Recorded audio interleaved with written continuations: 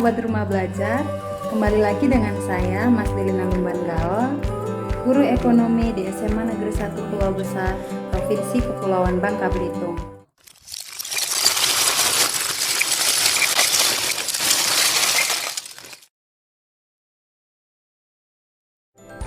Hari ini kita akan belajar tentang siklus akuntansi perusahaan jasa. Sasarannya adalah peserta didik kelas 12 IPS.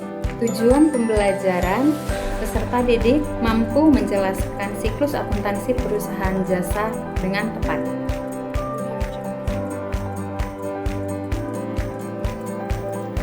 Perusahaan jasa adalah satu unit usaha yang kegiatannya tidak menghasilkan produk berupa barang atau hanya berupa jasa dengan tujuan untuk mendapatkan keuntungan atau laba.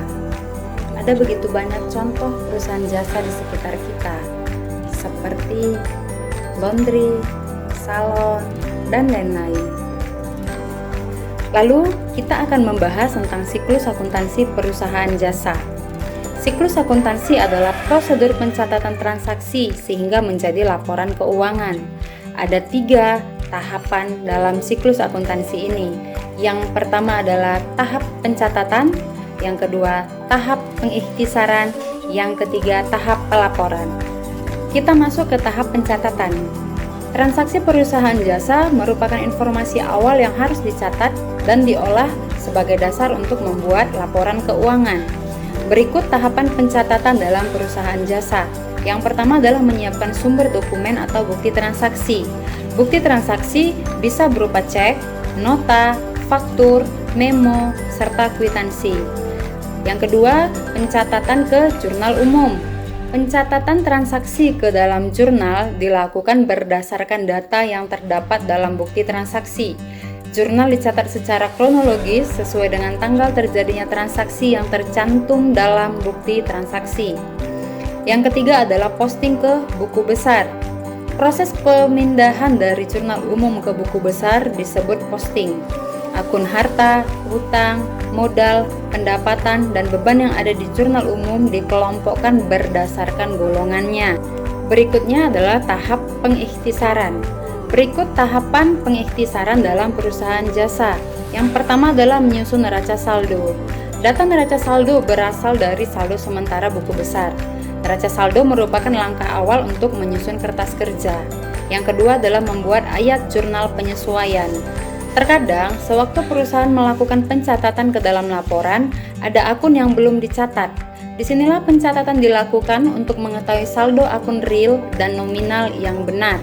Yang ketiga, membuat kertas kerja.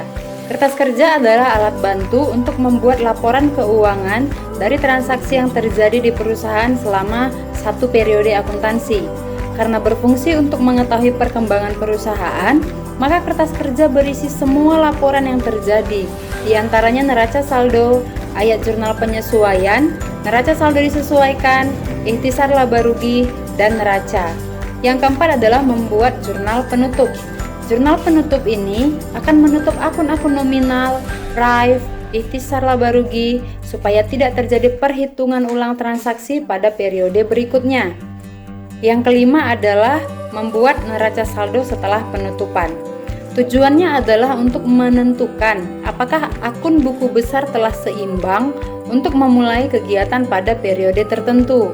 Langkah ini berhubungan dengan pengembalian ayat jurnal penyesuaian tertentu atau jurnal pembalik. Selanjutnya adalah tahap pelaporan. Tahap pelaporan merupakan tahap terakhir dalam siklus akuntansi perusahaan jasa. Tahapan ini adalah berupa laporan keuangan. Laporan keuangan terdiri dari laporan laba rugi. Laporan laba rugi berisi seluruh akun nominal, yaitu pendapatan dan beban. Dari perhitungan pendapatan dan beban akan diperoleh laba atau rugi perusahaan. Yang kedua adalah laporan perubahan modal. Terdiri dari unsur modal awal, sisa laba atau rugi perusahaan, prive, dan modal akhir perusahaan. Yang ketiga adalah neraca. Laporan ini berisi posisi harta, utang, dan modal perusahaan pada saat tertentu. Neraca memuat akun real perusahaan.